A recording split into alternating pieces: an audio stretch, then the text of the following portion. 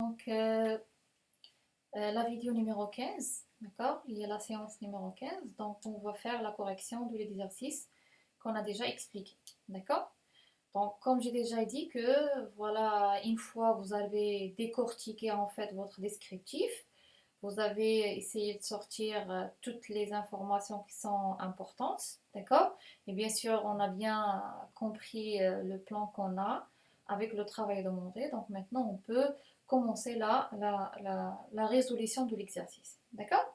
Donc comme j'ai déjà dit, bien sûr que pour les postes, ils sont déjà donnés. Donc comme vous voyez ici, vous avez les postes, d'accord? Donc il faut juste les écrire. D'accord?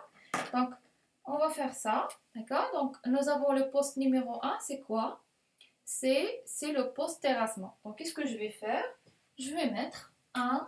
D'accord? Je vais mettre un ici. Un. Et je vais écrire le poste. Comme aussi, j'ai déjà signalé que les postes doivent être écrits clairement. D'accord? Sans abréviation. D'accord? Donc, terrassement. D'accord? Et on a dit que pour le poste total, donc ici dans la colonne unité, donc je dois mettre l'unité. D'accord? Donc, dans quel cas j'écris l'unité ici du poste général, du poste total? C'est dans le cas où tu as tous les postes qui sont à l'intérieur, qui sont inclus à l'intérieur de ce poste, d'accord? Que je trouve à l'intérieur de ce poste en la même unité. Donc je vais vérifier. Je vais aller vers le travail demandé, donc ici. Donc je regarde, je remarque que la fouille est demandée au mètre carré, mètre cube, pardon. J'ai le remblai aussi en mètre cube et j'ai aussi les terres évacuées à mètre cube. Donc j'ai trois postes ici qui ont la même unité qui me donnent le droit d'écrire une unité générale. D'accord? Donc je vais écrire dans l'unité ici mètre cube. D'accord? Donc c'est ce que je vais écrire pour le moment. Maintenant, je vais passer au poste numéro un, d'accord, dans le poste terrassement. Donc, j'ai la fouille en rigole. Donc, je vais écrire 1-1-1 et je vais écrire fouille, d'accord, fouille en, fouille en rigole. La fouille en rigole. Et bien sûr, vu que j'ai déjà écrit le poste, j'ai déjà écrit l'unité, d'accord, devant le poste, donc c'est pas la peine de la réécrire ici. D'accord? Donc c'est pas la peine de la réécrire ici. Donc je vais quand même.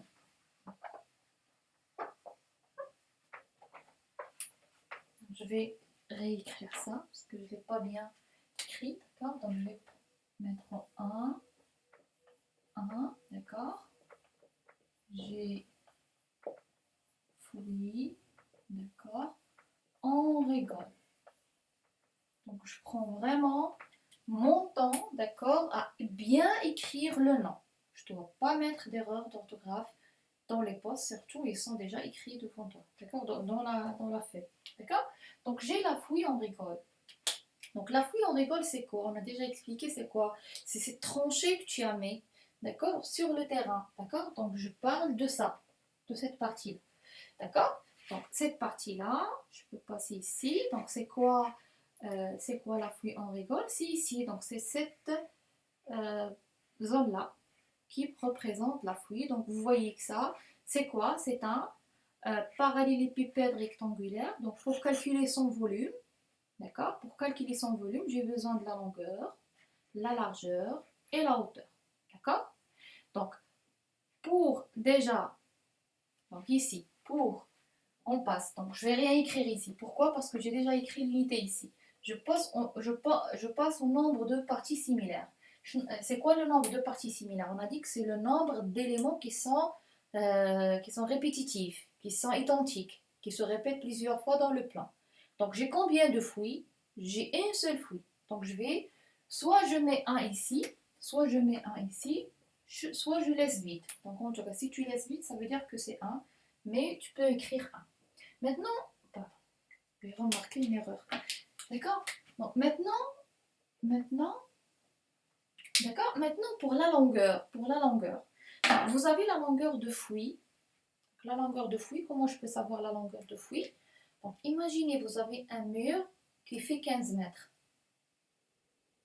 elle a besoin d'une fouille de 15 mètres. Ça, c'est le minimum. D'accord? Donc, nous aurons la longueur de fouille est égale à la longueur de mur. Donc, je vais écrire ici la longueur 15, 15, 0, 0. Pourquoi? Parce que la règle d'arrondi dit pour les mètres et les mètres carrés, deux chiffres après la virgule. D'accord? Pour la largeur, donc j'ai combien la largeur? J'ai combien la largeur ici? La largeur de là à là, voilà, du terrain au terrain, ici, du terrain au terrain. J'ai combien? J'ai 0,55. D'accord? Donc voilà, j'ai 0,55 la largeur. 0,55. Et pour la hauteur, on a déjà calculé la hauteur dans la vidéo numéro 14. D'accord? Donc la hauteur de fouille, c'est ça. C'est le niveau de terrain naturel moins le niveau de fond de fouille. Donc pour notre cas, vu que le 0,0 il coïncide avec le terrain naturel, ce qui fait que voilà, la hauteur de fouille, c'est le fond de fouille. Donc on peut appliquer aussi la formule pour le cas bien sûr, pour ce cas-là. D'accord? Donc j'aurai quoi? D'accord? J'aurai la hauteur de fouille est égale à quoi? D'accord? Donc ici, je peux faire les calculs ici. GHF est égal à quoi? Donc est égal à la valeur absolue. Niveau de terrain naturel, donc nous avons ces 0, c'est 0 en fait, moins le niveau de fond de fouille, il est à quoi? Il est à moins 0,55. D'accord? N'oubliez pas le moins du niveau. D'accord? Donc 0 moins 0,5, ça donne 0,55 mètres. Donc la hauteur de fouille est égale à 0,55. Je vais la mettre ici. D'accord? Donc ici 0,55. D'accord? Donc je fais quoi après? Je calcule le volume. Donc puisque c'est un parallélépipède rectangulaire, donc le volume c'est la longueur fois la largeur fois la hauteur. Donc j'ai 15, d'accord, fois 0,55 fois 0,55 qui donne 4,5375. On a dit pour le mètre cube, il faut arrondir au troisième chiffre. Et c'est le quatrième chiffre qui va définir le troisième chiffre. Donc nous avons 5 après 7. Donc je vais majorer. 7 va devenir 8. Donc j'aurai 4, 5, 3, 8. Donc je vais la mettre en plus ou en moins. Plus, bien sûr. D'accord? On a déjà dit que pour la quantité moins, c'est dans le cas où tu vas procéder par décomposition extérieure. C'est quand tu vas retrancher les vides. Tu vas enlever les vides. D'accord? C'est dans ce cas où tu vas faire un moins. D'accord? Quand tu vas utiliser à déduire, d'accord, quelques postes. Donc la double quantité de ces postes que tu vas déduire, tu vas les mettre en moins. Donc ici, je n'ai pas de déduction, j'ai que la forme exacte. C'est la valeur réelle, c'est la quantité réelle. D'accord? Donc je vais faire directement. Donc ça donne 4, 5, 3, 8. Donc ici, 4, 5, 3 et 8. Maintenant, pour la quantité auxiliaire partielle et totale, donc on a déjà donné la règle. C'est quoi? On a dit pour les quantités qui représentent des postes totaux, on les écrit ici. Les postes partiels, c'est dans le cas où tu as un poste partiel, c'est-à-dire deux chiffres. Donc quand tu as un seul chiffre, d'accord, tu mets la quantité ici. Quand tu as deux chiffres, tu mets la quantité partielle. Donc je mets ici un chiffre, ici deux chiffres, ici trois chiffres. Donc je pose la question. 4,538, il représente quoi? Il représente la quantité de fouilles, en fait la quantité de débit, d'accord? C'est le volume de fouilles. Le fouille, c'est un poste qui a combien de chiffres dans le numéro d'ordre? Il a deux chiffres, ce qui fait que je vais l'écrire partiel. Donc je mets ici 4,53 et 8. D'accord? Donc c'est ça pour le rond. D'accord? Maintenant, on va passer au poste numéro 2. Poste numéro 2, c'est quoi? C'est le poste remblai. Donc nous avons le remblai autour, c'est-à-dire quoi autour? Ça veut dire que je parle de ce vide-là. Donc normalement le remblai, ça représente toujours les vides que tu trouves ici entre le terrain naturel et votre structure. D'accord? Donc le vide, c'est ça le vide qu'on a. Donc on va le remplir. D'accord? Donc jusqu'au niveau 0, 0 ici, jusqu'à ce niveau-là. D'accord? Donc ça nous donne une forme géométrique comment il est. Donc c'est une forme géométrique qui est bien sûr, une forme géométrique composée. D'accord? Donc j'ai déjà mentionné ici, pardon. D'accord? J'ai mentionné ici. D'accord? Vous avez ici le remblai. Donc vous avez deux formes, F1 et F2. D'accord? Donc pour ne pas utiliser, en fait, pour être plus précise, d'accord, dans la rédaction de mon maîtrise, il faut que les noms des postes reflètent, facilitent en fait la compréhension. C'est-à-dire si une autre personne, bien sûr passive, c'est toujours une autre personne qui va le voir, qui va le valider, quand il commence à lire, il doit tout comprendre. D'accord? Il doit tout comprendre. Donc, au lieu d'utiliser ici forme 1 et forme 2, je vais remplacer forme 1, forme 2 par des noms bien explicites. Je vais dire que F1, pour moi, le remblai ici, je vais le nommer le remblai autour de la semelle. Donc, c'est cette partie de remblai qui est à côté de la semelle, qui entoure juste là la semelle. Donc, ça, c'est une proposition. Je peux mettre aussi le remblai jusqu'au niveau, combien ici? Donc, j'ai 0, 0 ici, jusqu'au niveau moins 0,10. D'accord? Donc, je peux écrire l'un des deux, soit positionné, soit par les niveaux, ou bien par un rapprochement d'une autre structure. D'accord? Donc, je vais écrire 1, 2 déjà. 1, 2. D'accord? Donc, j'ai remblaiement. Donc, ici, c'est pas la peine d'écrire toute la phrase. Donc, remblaiement. D'accord? Donc, remblaiement. Je ne vais pas écrire l'unité ici, parce que c'est déjà fait. D'accord? Donc, dans le remblai, puisque c'est une forme qui est composée, et on va la décomposer, ce qui fait que je dois créer deux autres postes. Deux postes à l'intérieur de postes remblais. Donc, je ne vais rien écrire ici. Je vais revenir à la ligne, d'accord? Et mettre, par exemple, remblai, d'accord? Remblai autour de la semaine. Autour de la semaine. D'accord? Donc ici, je dois affecter à ce poste-là que j'ai créé un numéro. Donc quel numéro je vais mettre? Donc vu que c'est un poste inclus dans le 1, 2, c'est comme les paragraphes. Donc on va mettre quoi? On va mettre 1, 2, 1. D'accord? Donc je vais mettre 1, 2, 1.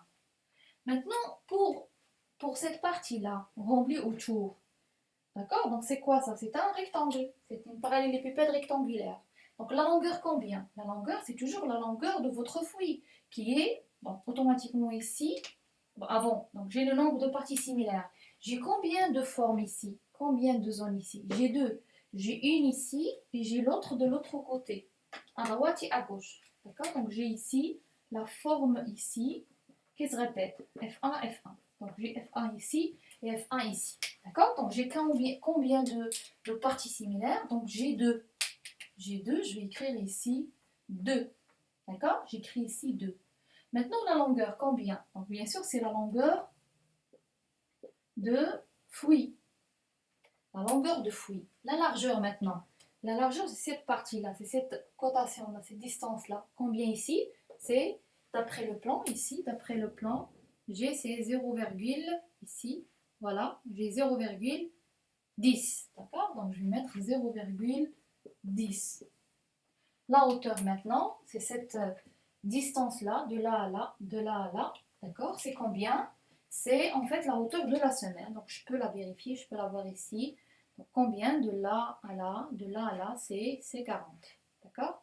Donc je vais mettre 0,40. Écoutez, vous n'avez pas le droit de changer la place de ces valeurs-là, de ces chiffres-là. D'accord? Donc je n'ai pas le droit. C'est vraiment une erreur de mettre 15 dans la largeur et 0,10 dans la longueur. En fait, ça déforme la structure. Un mur qui fait 3 mètres de longueur et 1 mètre de hauteur, est-ce que c'est la même chose comme un mur de 1 mètre de hauteur et 3 mètres de hauteur et 1 mètre de longueur? Je vais vous donner un exemple, d'accord? Donc je vais prendre un exemple ici.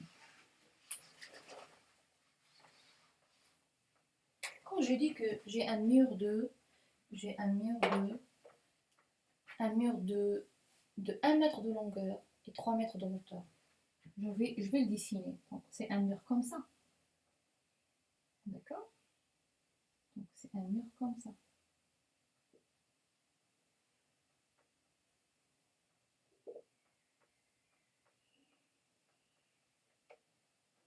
Donc ici, bon, peut être un peu correct, ça. D'accord? D'accord? Donc ça, c'est un mur qui a combien de longueur? Qui a 1 mètre de longueur et qui a 3 mètres de largeur, de hauteur. Mais comme je dis, j'ai un mur, je vais réaliser un mur de 3 mètres de longueur et 1 mètre de hauteur. C'est pas la même chose. Ça va devenir un truc comme ça. D'accord? Donc ça va donner un truc comme ça.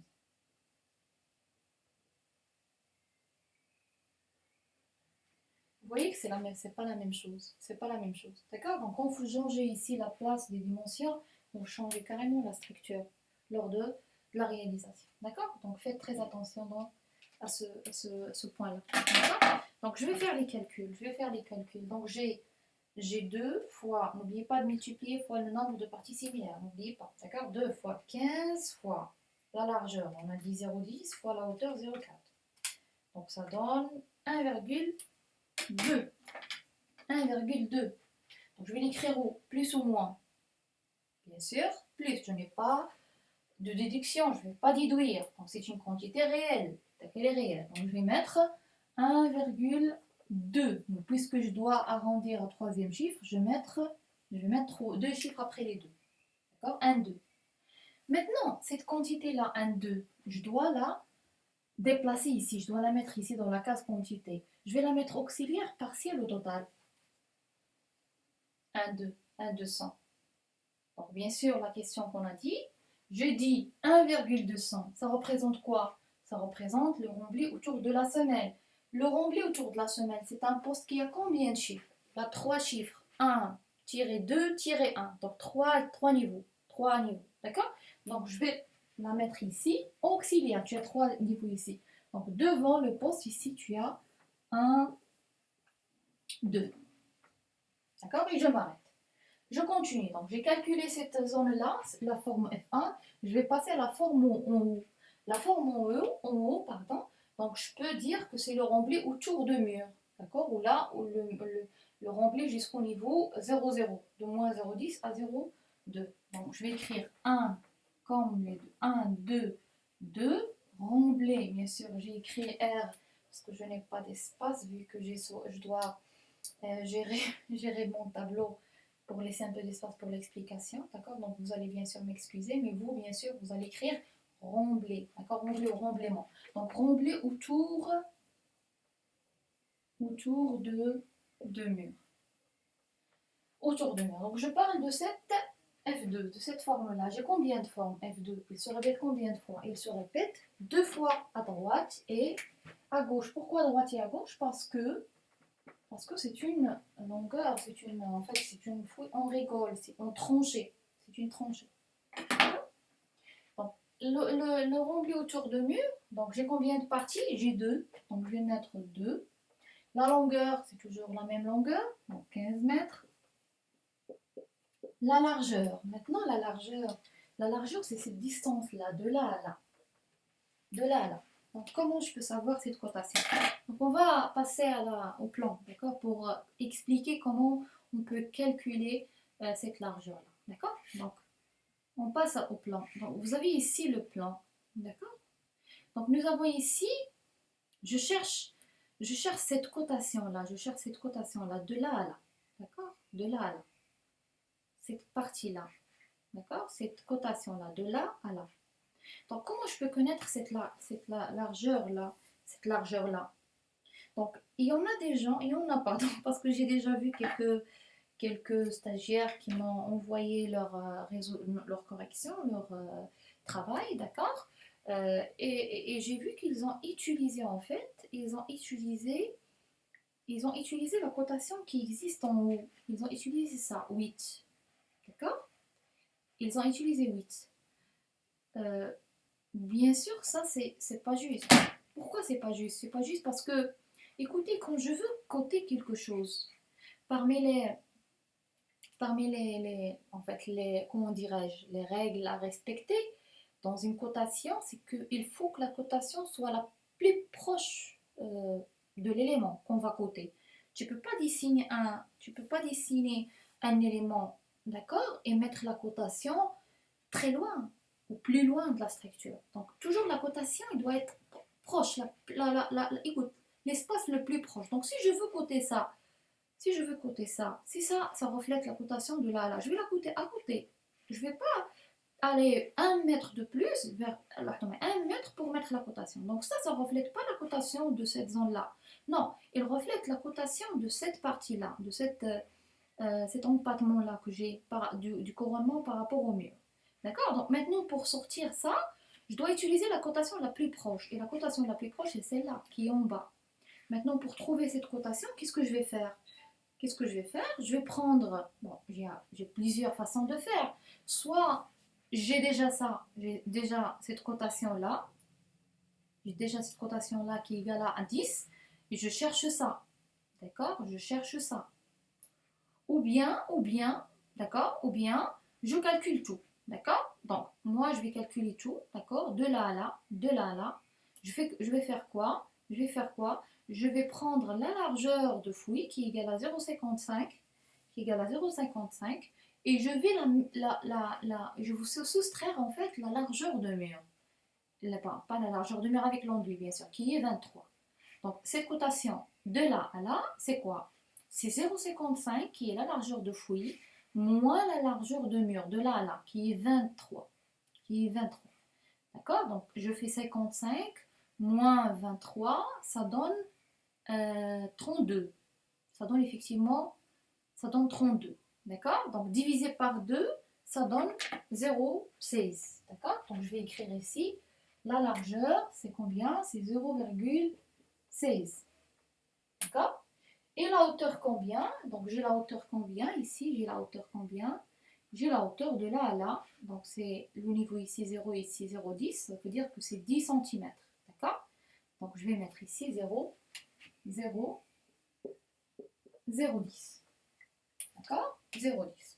D'accord? Donc, je fais les calculs. Donc, j'ai 2 fois 15 fois 0,16 fois 0,10. Donc, 2 fois 15 fois 0,16 fois 0,10. Donc, c'est 0,48. 0,48. Je vais la mettre où? Plus ou moins? Bien sûr, plus. D'accord? Donc, 0,480. Maintenant, où je vais mettre 0,480, donc écoutez, je remarque juste le nombre. Quand tu veux passer à la quantité, si à la quantité ici auxiliaire partielle totale, il faut aller directement vers le numéro d'ordre et compter. D'accord? Donc nous avons 1, 2, 2, 3 chiffres. Je l'écris en auxiliaire. Donc j'ai 0,480. D'accord? Maintenant, qu'est-ce que je dois faire? N'oubliez pas qu'on est demandé de calculer le remblai. Et que la méthode, c'est notre méthode qu'on a utilisée, c'est la décomposition intérieure. Je peux utiliser une autre méthode, d'accord? Donc, j'ai calculé les deux postes, d'accord? Donc, je dois faire la somme, d'accord? Je dois faire la somme parce que je veux la quantité totale de remblai. Donc, comment je vais faire? Je vais sommer. Je vais faire 1, 2 plus 0,48. Maintenant, la sommation de ces deux chiffres, je vais l'écrire où? Je pose toujours la question. Quand je fais la somme de remblai autour de la semelle et le remblai autour de mur, ça se représente quoi? Ça représente le remblai total. Le remblai total. Le remblai total composte, il a combien de chiffres? Il a 2 chiffres. Donc je vais l'écrire où? Partiel. Et où exactement? Devant le poste, ici. Devant le poste. Donc je vais écrire 1, 2 plus 0,48, ça donne 1,60. 8. Donc, j'ajoute un 0 pour l'arrondi. D'accord? Donc, j'ai la quantité de remblai. D'accord? Maintenant, le poste numéro 3. Donc, le poste numéro 3, c'est les terres à évacuer. D'accord? Donc, je vais mettre 1, 3, terres à évacuer. Les terres à évacuer. Donc, pour les terres à évacuer, on a déjà dit dans la vidéo 14 que les terres évacuées, c'est la somme des déblais moins la somme des remblais. C'est le terrain qui reste après construction, qui reste comme ça, et il faut l'évacuer, il faut le mettre dans une décharge. D'accord? Donc, comment je peux calculer? Donc, puisque c'est une quantité moins une autre quantité et que ces deux quantités sont déjà calculées, je vais utiliser les quantités directement. Ce n'est pas la peine de reprendre les calculs. Ce n'est pas la peine de recalculer les terres évacuées. Donc, comment je vais faire? Comment je vais schématiser ça dans le tableau? Donc, tu viens ici dans la partie dimension, ici. D'accord? Tu fais quoi? Tu considères que c'est comme si tu as une ligne ici. Tu as une seule ligne ici. Et tu rédiges en fait la formule. D'accord? Donc, je vais faire quoi? Je vais faire la quantité de déblai qui est 4,538 moins quoi? Moins 1,680. Je mets ma formule claire. D'accord? Et je fais les calculs. Donc, je fais les calculs. J'ai 4,538 moins 1,68. Ça. Donc, ça donne 2,858. D'accord? Donc, je vais la mettre au plus ou moins. Plus ou moins. Donc, effectivement, c'est le plus, c'est pas le moins. N'oubliez pas. Dans quel cas j'écris le chiffre en moins? Dans quel cas? Dans le seul cas où vous allez déduire des postes. C'est dans le seul cas où vous avez une structure qui contient des vides, qui contient des angles, qu'il faut retrancher. Pas les vides, pas automatiquement les vides, mais par exemple, je dis par exemple, maintenant, on dit un poteau et un encastrement de la poutre. Et c'est pas le même matériau. Le béton de poutre, c'est pas le béton de poteau.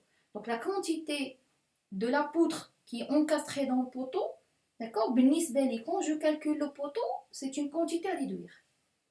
Un mur, j'ai une fenêtre, d'accord? La fenêtre, c'est le verre, c'est en fait c'est un matériau, d'accord? Que je vais évaluer par la suite. Mais quand je vais calculer le mur, la maçonnerie de mur, je vais considérer que le poste-fenêtre, c'est un vide pour moi. C'est pas le matériau que je calcule. Je suis en train de calculer. Donc je dois l'enlever. Donc quand tu vas enlever, quand tu vas soustraire ce volume-là, ou cette surface-là, de la surface totale, la surface, tu vas la mettre en moins. D'accord? يعني راه ماشي pas question ان le matériau je vais l'ajouter ou là je vais l'enlever que tu vas le mettre en moins ou là en plus. C'est pas ça la règle. Ça n'a rien à voir avec ça. C'est en fait quand moi je calcule quoi? Je calcule le béton. N'importe quel matériau que je rencontre dans ma structure, d'accord? Autre que le béton, c'est pour moi des quantités à déduire. D'accord? Des quantités à déduire. Donc c'est dans ce cas-là que tu vas écrire la quantité en moins. Le seul cas. Ne faites pas cette erreur.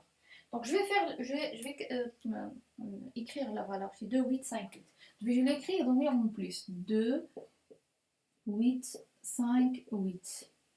La même chose, je vais écrire au-dessus de ce 2, 8, 5, 8. Toujours la question. Terre à évacuer, ça représente terre à évacuer. Terre à évacuer, combien de chiffres? 1, 2, 2 chiffres. Donc c'est partiel. Donc c'est 2,858. D'accord? Donc on a fini le poste terrassement. Maintenant, tous les postes fouilles en rigole, remblais, terre à évacuer sont des postes dans le poste terrassement. Maintenant, qu'est-ce que je dois faire? La question que je pose, est-ce que je peux faire la somme? Ou là, est-ce que je dois faire la somme? Vu que le terrassement regroupe fouilles, remblais et terre à évacuer, est-ce que je peux faire une somme? Écoutez, quand vous faites un calcul, essayez de réfléchir pourquoi tu le fais. Et on va faire quoi avec? Donc quand tu vas faire le calcul, ça sert à quoi par la suite? On va faire quoi avec? D'accord? Par exemple, quand tu vas faire la somme de fouilles plus remblai plus terre évacuée, tu vas le mettre le total ici. Je mets le total ici. Ça représente quoi? Ça veut dire quoi une quantité de terrassement égale à je dis n'importe quoi, je fais la somme 4,1,2, ça donne à peu près 8, d'accord? Donc je dis 8 mètres cubes. Ça veut dire quoi un terrassement de 8 mètres cubes? Est-ce que ça vous donne une idée sur quelque chose de précis? Un terrassement de 8 mètres cubes. Ça veut dire quoi? On ne peut rien comprendre. Terrassement, ça veut dire déblayer, combler, peut-être décapage, peut-être terre à évacuer. Donc, quand tu dis j'ai un terrassement de temps de mètres cubes, ça ne veut rien dire. Il faut préciser, est-ce que c'est un déblai, ou bien c'est un remblai, ou bien c'est du terre évacué, ou bien c'est du décapage. Pourquoi?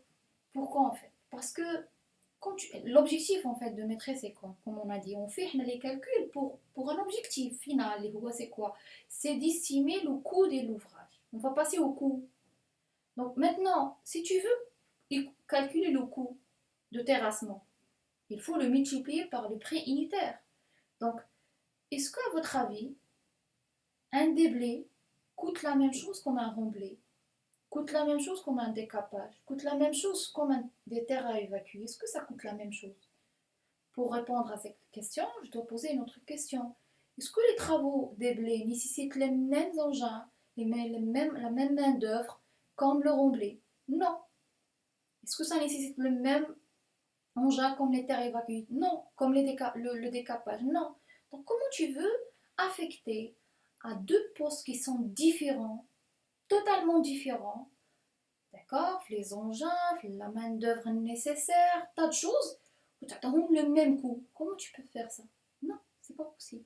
C'est pourquoi tu n'as pas le droit de faire la somme. Tu n'as pas le droit de faire la somme. On ne fait pas de somme. Dans quel cas tu fais la somme? Dans quel cas? Premièrement,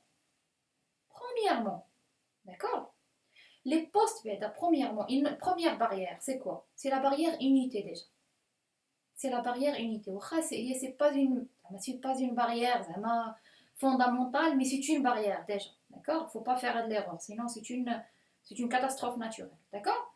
Déjà, quand tu as des postes qui n'ont pas la même unité, tu ne peux pas faire la somme. Par exemple, je donne un exemple. Si par exemple dans les terrassements, j'avais un décapage, et le décapage, il était me calculé en mètres carrés, est-ce que tu peux faire la somme? Somme de terrassement? Non, tu ne peux pas. D'accord. À part ça, même si tu as des unités identiques, tu ne peux pas faire la somme. Pourquoi? Parce qu'il faut que le matériau soit le même. Soit le même, exactement le même. C'est même, je prends même un cas plus parlant. Quand je parle béton, et on a fait la formulation de béton, est-ce que le fait de dire le poteau il est en béton et la poutre il est en béton, ça veut dire que les deux bétons ont la même formulation? Non. On a déjà dit que la formulation de béton, il tient compte des caractéristiques ou là des données, par exemple. Par exemple, la FC28, la résistance à la compression. Elle dit que la résistance à la compression d'un béton, pour faire les calculs, elle est induite à partir d'un calcul de béton armé. De béton armé. Et le calcul de béton armé, il se base sur les charges appliquées. Sur les charges appliquées.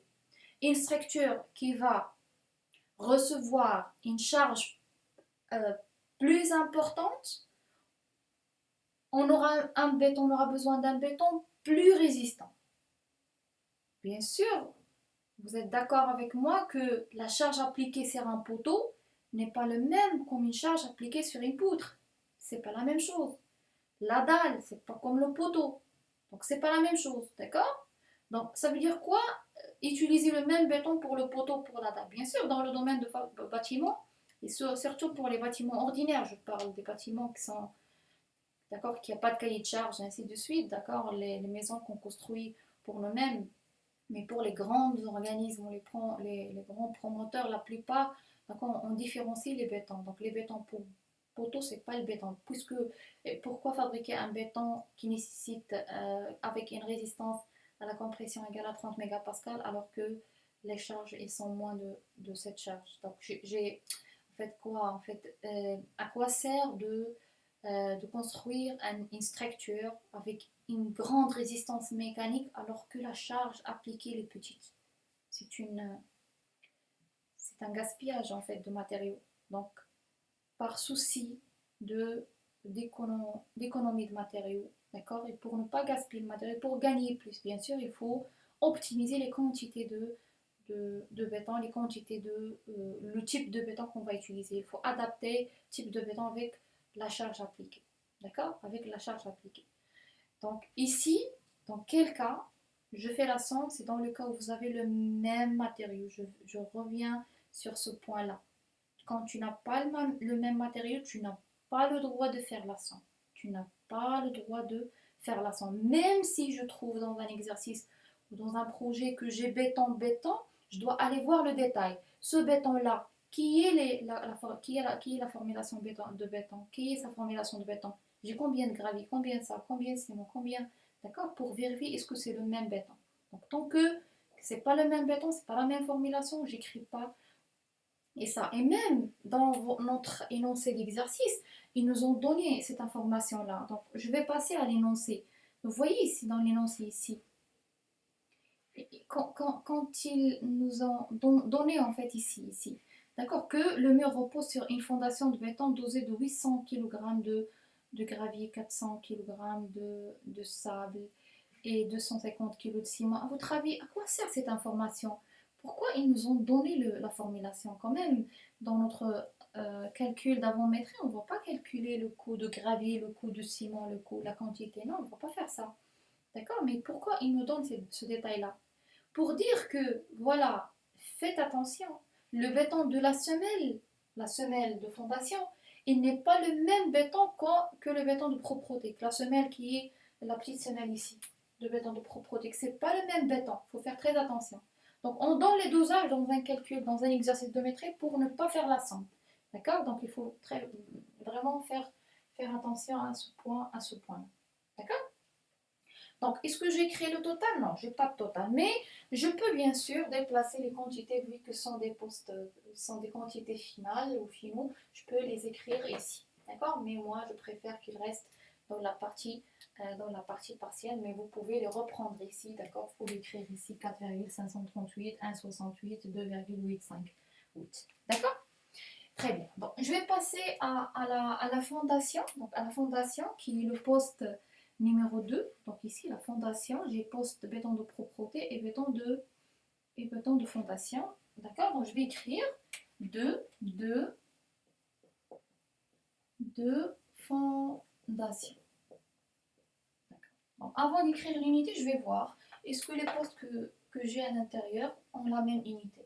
Donc vous remarquez ici que vous avez la même unité, mètre cube, mètre cube.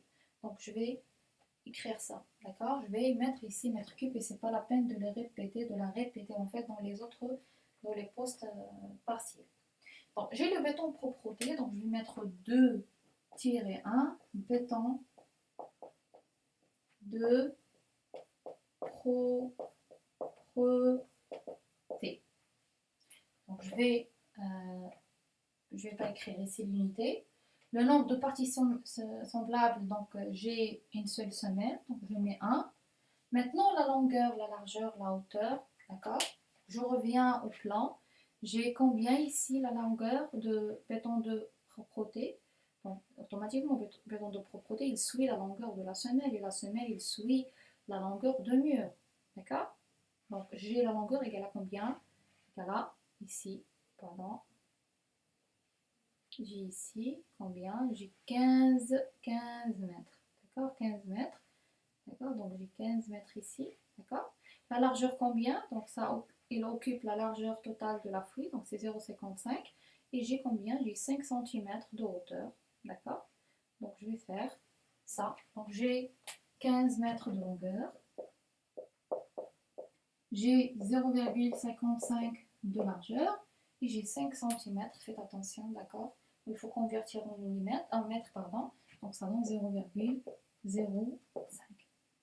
D'accord, 0,05. Donc je fais les calculs. Donc j'ai 15 fois 0,55 fois 0,05. Donc ça donne 0,413. J'ai un 5 après le 2. D'accord, donc j'ai 0,413. Tu as bien sûr fait le plus parce que c'est une quantité réelle. D'accord, je n'ai pas fait de déduction. Où je vais mettre 0,413, j'ai deux chiffres. Je vais l'écrire en partiel. Donc 0,413. D'accord? Je passe à la semelle de fondation. Donc j'ai 2 béton de fondation. Donc, pas d'erreur en écrivant les les postes. D'accord? Donc l'unité, c'est déjà écrit dans le poste fondation. Nombre de parties semblables ou similaires, j'ai toujours une seule semelle de fondation. La longueur, bien sûr, c'est 15 mètres. D'accord? 15 mètres. La largeur, donc je reviens. La largeur, j'ai combien ici la largeur de là à là? De là à là?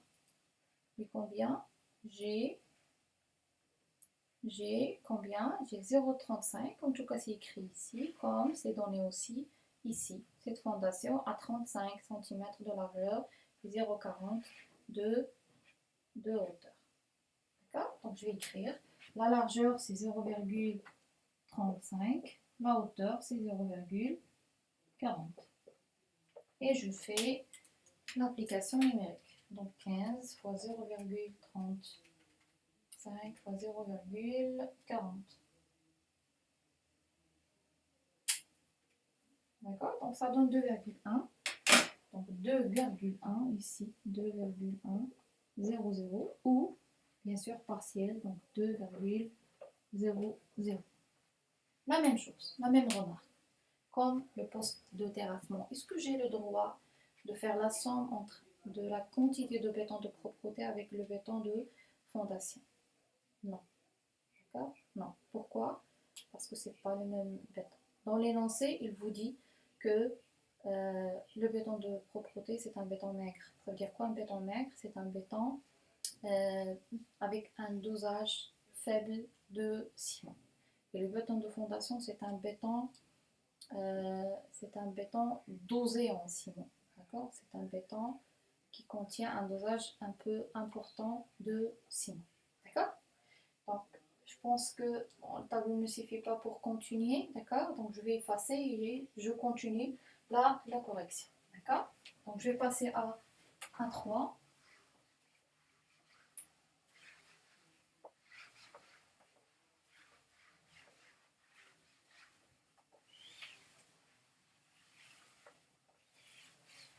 D'accord? Donc, je vais effacer ça. Je vais effacer ça.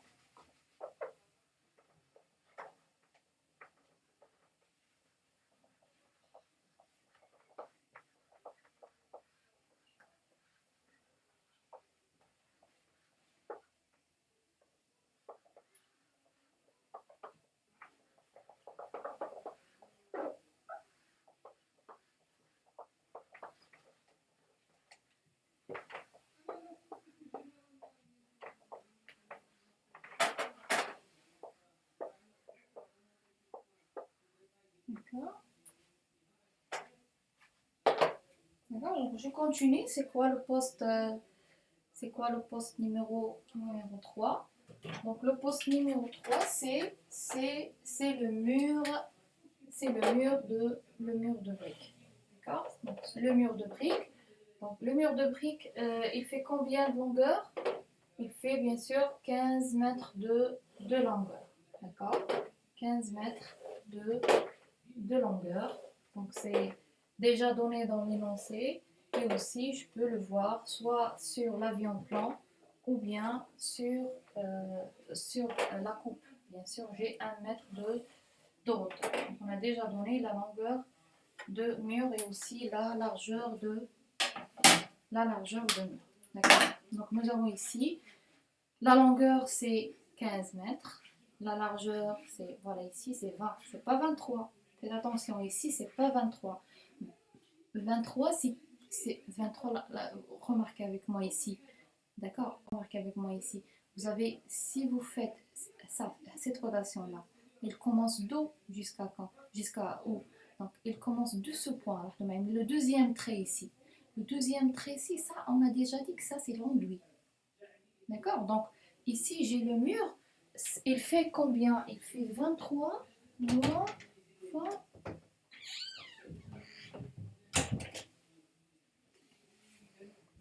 Il fait 23.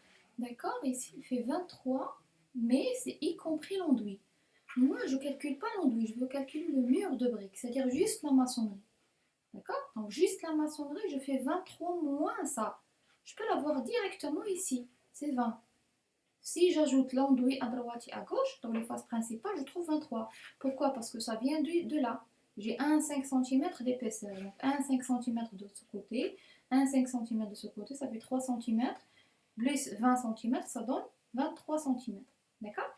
Ou bien, c'est déjà ici, on a déjà mentionné que la largeur de mur égale à 0,20. Donc faites attention, c'est pas de là à là, d'accord? Mais c'est juste 20, d'accord? Il faut bien sûr retrancher l'épaisseur de l'enduit, d'accord? Donc j'ai le poste, c'est quoi? C'est le mur de briques qui est 3, d'accord? Donc 3 murs de le mur de briques. Le mur de briques. Donc l'unité, on a demandé, c'est le mètre cube.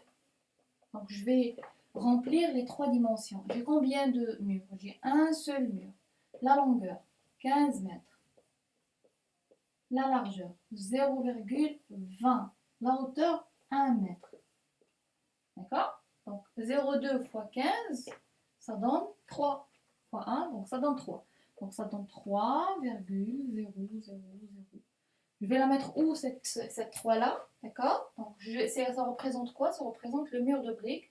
Donc j'ai un seul chiffre, je vais la mettre ici, total. Donc 3 mètres cubes. D'accord? Notre quatrième poste ici, c'est l'enduit. L'enduit, on a déjà expliqué, l'enduit, il est revêtu sur ses 2 faces principales. Donc pour calculer cette surface principale ici, c'est ça la face principale. D'accord? C'est ça la face principale. Je passe ici. Donc considérons ça, c'est un mur. Où est la face principale? Ça, c'est un mur. Où est la face principale? La face principale, c'est la face supérieure. En fait, la face la plus grande. D'accord? Donc c'est ça. Ça, c'est la face principale. Nous avons 2. Une ici et une derrière. Face principale. Ça, c'est la face latérale. Face, voilà. Face principale. Et nous avons face latérale. Janibia, latérale. Et nous avons bien sûr la face supérieure et nous avons bien sûr la face inférieure. D'accord? Donc la surface, l'enduit, on a mis l'enduit où? C'est dans cette surface-là, principale. Juste les 2 faces principales. D'accord? Donc pour calculer cette surface-là, je vais utiliser quelle dimension? Donc, pour calculer cette surface-là, j'ai besoin de cette cotation de là à là, donc c'est cette distance-là, et cette distance-là. Maintenant, ça c'est quoi? Ça c'est la hauteur, on l'a déjà dit. Et ça c'est quoi? Ça c'est la longueur. On a dit toujours la longueur, elle est supérieure à la largeur. Donc ça c'est la longueur. Ce qui fait ici, quand je vais remplir en fait pour l'enduit, donc je vais mettre ici l'enduit, 4, l'enduit. D'accord? L'unité, le mètre carré. J'ai combien de faces? 2 faces. Donc je vais écrire 2. Je vais remplir quoi? La longueur et la hauteur. Ce qui fait la largeur ou elle? Rien. Rien. D'accord? Comme j'ai déjà dit, il faut mettre les chiffres dans leur case. La longueur, c'est une longueur. La largeur, c'est une largeur. La hauteur, c'est une hauteur. Point. D'accord? Donc la longueur combien? Toujours la longueur de mur, 15 mètres. La largeur, on ne va pas l'utiliser. La hauteur, combien? 1 mètre. D'accord? Donc 1 mètre de hauteur. Donc, et on a d'autres qui vont dire par exemple que voilà, quand je vois le plan ici, donc je vais passer au plan, on voit ici normalement, donc pourquoi considérer que l'enduit il a été mis sur la hauteur totale, sur la hauteur ici totale de 1 mètre, alors que normalement j'ai un remblayé ici, on a dit qu'on va remblayer ici. D'accord? Pourquoi je vais considérer que c'est 1? Normalement là, je vais par exemple, non, puisque là, parce que je vais remblayer. La réponse, c'est quoi? La réponse, premièrement, la ligne de l'enduit, elle est bien continue. Ça veut dire qu'il existe l'enduit sur la totalité. La ligne continue sur la hauteur totale. Donc, tu n'as pas le droit de couper la ligne, premièrement. D'accord? Seconde chose. Revenons à l'objectif de l'enduit. Pourquoi on a mis de l'enduit? On a dit que c'est un revêtement. Le revêtement, c'est une matière qu'on met pour assurer l'étanchéité, pour que l'eau n'entre pas dans la structure.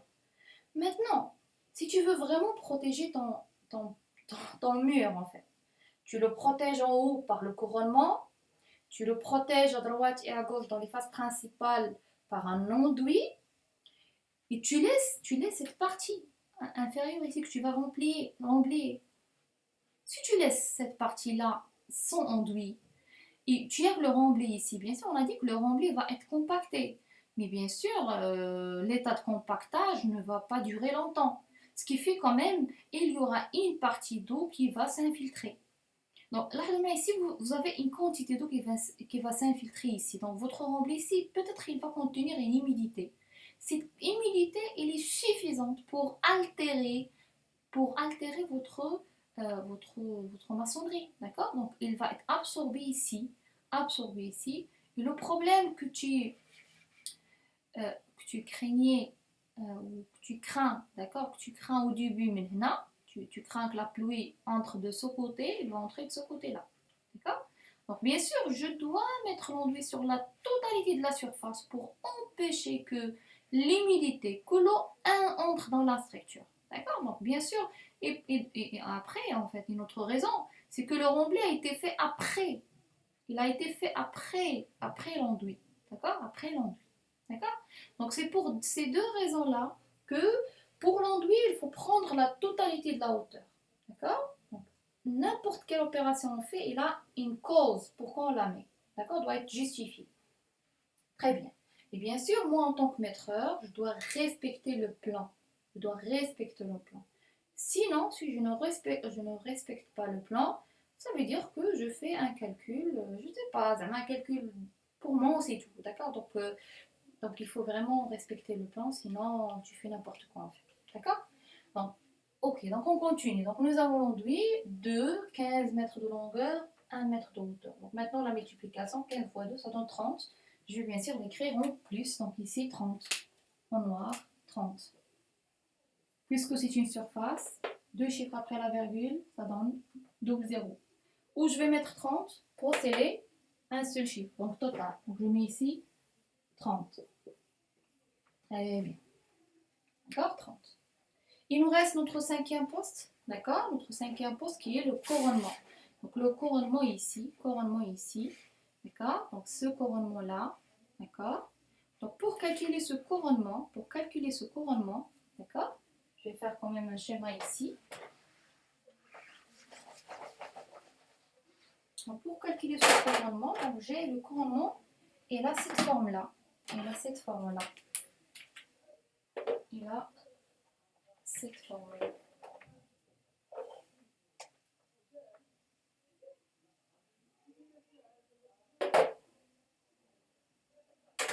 J'ai cette forme-là. D'accord? Et bien sûr, il continue sur le mur.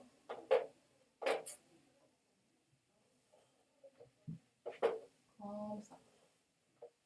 D'accord? Il continue ici. D'accord? Donc ça, pour calculer ce volume-là, on a déjà fait un exemple. D'accord? On a dit que si vous avez des formes, d'accord, avec la même surface, donc quand vous faites la coupe, toujours vous trouvez cette surface-là. D'accord? Donc ça, comment vous faites pour calculer le volume? C'est quoi le volume? C'est quoi? C'est la surface de base fois la longueur. Donc c'est cette surface-là fois la longueur. D'accord? Fois la longueur. Maintenant, pour calculer cette surface-là, c'est quoi ça? C'est une trapèze. Et pour calculer la trapèze, j'ai besoin de deux bases. D'accord? Donc pour être clair, je vais mettre A, B, C, D. Donc j'ai A, B, C, D. Où sont les parallèles? Les parallèles, c'est AB avec DC. Donc j'ai AB ici, parallèle avec DC. Ce qui fait que c'est les deux bases que je cherche. Donc ça, c'est B1, ça c'est B2. Ça c'est B1, d'accord? Et ça c'est B2. Maintenant, il me faut H. H c'est quoi? H c'est quoi? On a dit que la H c'est quoi? C'est la projection orthogonale sur les deux bases. Il y a la distance entre les deux bases. La distance ici. Je vais prendre AD ou BC? Prendre AD ou BC? Bien sûr, je vais prendre BC. Pourquoi BC? Parce que j'ai ici un angle droit. C'est une projection orthogonale. C'est la distance entre les deux. Les deux parallèles, d'accord? Et la distance entre les deux. Donc c'est BC. Donc BC, donc je reviens au plan. B1 combien? J'ai B1 combien? Donc la surface de base ici, c'est quoi? C'est B1 plus B2 sur 2 fois H. Ça, c'est juste la base. Maintenant, pour trouver le volume, je dois la multiplier par la longueur. La longueur, c'est la longueur de mur. Maintenant, pour B1 et B2, donc je reviens au plan. Donc j'ai combien B1 ici? Ça, c'est 1 moins 0,9. Donc c'est 0,10. Et ici, c'est 5. Et la hauteur, c'est de là à là. D'accord? C'est BC, c'est combien? C'est 23. Donc là, on va utiliser cette cotation-là. Cette cotation-là, elle sert pour calculer la hauteur de la trapèze. Donc c'est 5 plus 23 plus 8, ça donne 0,36. C'est déjà mentionné quelque part ici. Oui, le couronnement, donc avec 36, c'est ça, 36. D'accord?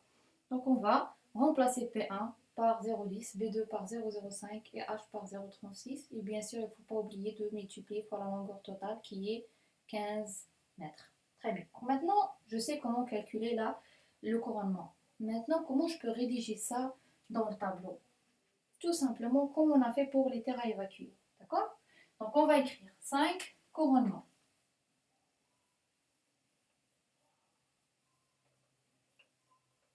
Couronnement.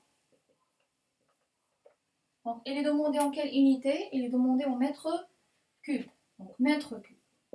Bon, puisque c'est une forme qui n'est pas simple, mais c'est pas une forme qui a une longueur, largeur, hauteur, mais c'est une forme simple, bien sûr. La trapèze, on a dit dans la révision, d'accord, dans le rappel mathématique, que la trapèze, c'est comme le carré ou le rectangle. C'est une forme qui est simple, parce que ça ne nécessite pas de décomposition. J'ai la formule de calcul. Mais c'est une forme qui n'a pas de longueur, largeur, hauteur. Il a deux bases et une hauteur. Donc, comment rédiger ça? C'est simple. Si vous avez des formes qui nécessitent des formules un peu appropriées, des bases, des hauteurs, des diamètres, comme le cercle par exemple aussi, donc je fais quoi? Je viens toujours dans la case dimension, d'accord? Et j'écris la formule, comme ça, dégagée ici, en un seul lot, d'accord? Donc j'écris quoi?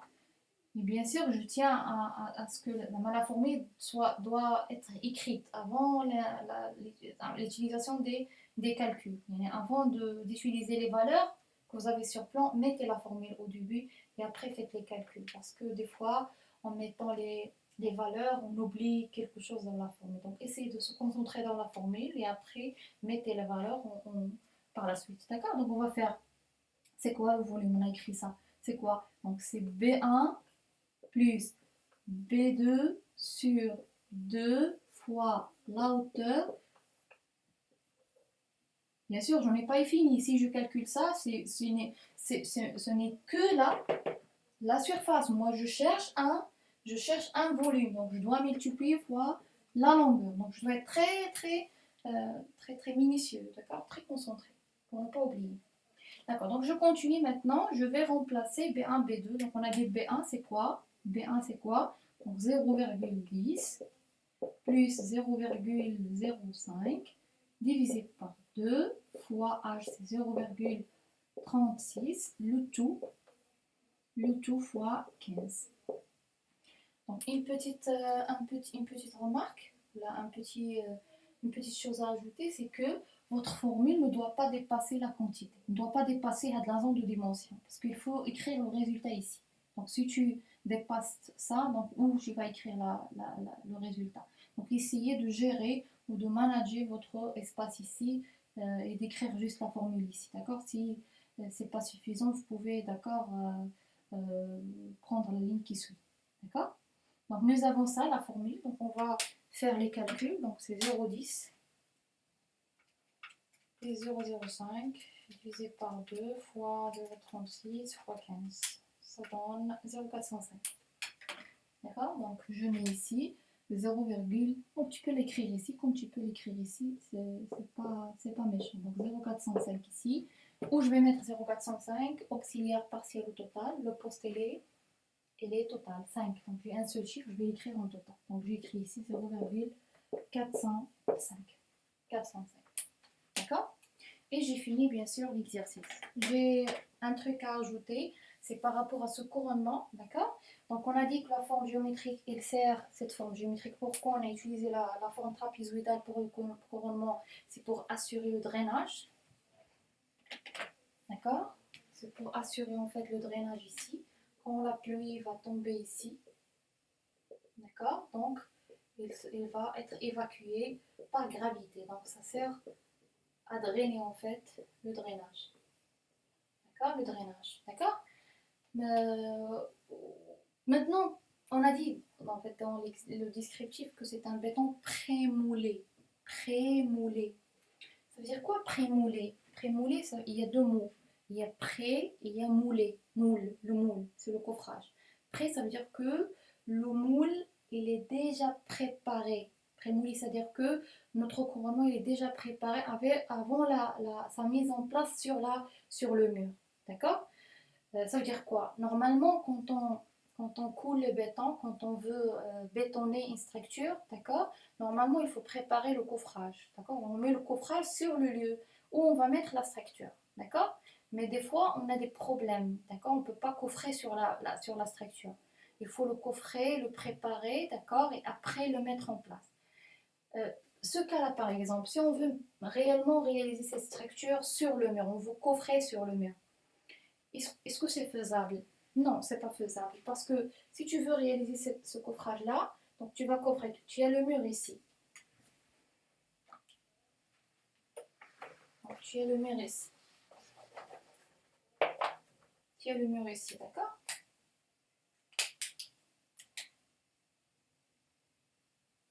D'accord, tu as le mur ici.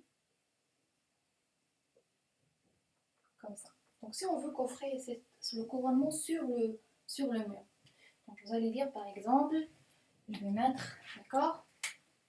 D'accord, le coffrage ici et coffrer ici. Bon, déjà, ça c'est un problème. D'accord, et je coffre ici. Donc, je fais un moule comme ça. D'accord, et je laisse ça vide et après, je le remplis. Bien sûr, je dois fermer aussi ici. Donc, j'ai une planche ici, ici, ici. Et je coule. Mais quand tu vas couler ici le béton, d'accord? Bien sûr, il va remplir cette surface-là, comme ça, à l'horizontale, par gravité. Il va rester plein. Mais quand il va arriver à ce point-là, il ne va pas monter. Il ne va pas prendre cette surface, cette pente-là. Il va se déverser. D'accord? Il va se déverser. D'accord? Donc, je ne peux pas assurer cette pente comme ça. Donc, qu'est-ce qu'on fait? On va réaliser le moule, mais à l'inverse. Ça veut dire quoi? À l'inverse, c'est-à-dire que tu vas... Oula, oui, elle est là. D'accord? Ça veut dire quoi? Ça veut dire, au lieu de faire les choses comme ça, c'est que votre moule, il va être inversé. D'accord? Il va être inversé, ça veut dire quoi? Donc, je vais faire comme ça. La partie plane, elle est en haut. Et ici, comme ça. Donc, le moule, il va être comme ça. Il va être comme ça, le moule. Il va être comme ça. D'accord? Et moi, donc, je vais coffrer ici. Donc, le moule, le moule est là, comme ça. De ce côté, de ce côté, de l'autre côté, ainsi de suite, de ce côté aussi. Et moi, je vais remplir. Donc, quand je vais remplir le béton, qu'est-ce qu'il va faire? Il va tout d'abord remplir ici. Il va aller vers le point le plus bas. C'est un fluide. D'accord? C'est comme l'eau. D'accord? Donc, il va remplir ici. Il va monter comme ça, comme ça, comme ça, comme ça, ainsi de suite. D'accord? Jusqu'à arriver au niveau supérieur. D'accord? Donc, j'aurai cette forme trapézoïdale. D'accord? Et après, bien sûr, le durcissement, je peux le mettre en place avec un système, d'accord, de coulage sur la maçonnerie. Donc, c'est pourquoi on a dit que c'est un béton prémoulé. Ça veut dire qu'il n'est pas réalisé sur la structure elle-même. D'accord? C'est quand on a des difficultés de coffrer sur la structure qu'on utilise ce type de bétonnage. D'accord? Donc, j'espère que c'est clair pour l'exercice numéro 1. On va passer après pour l'exercice numéro 2. D'accord? Donc, je vous souhaite bien sûr bon courage.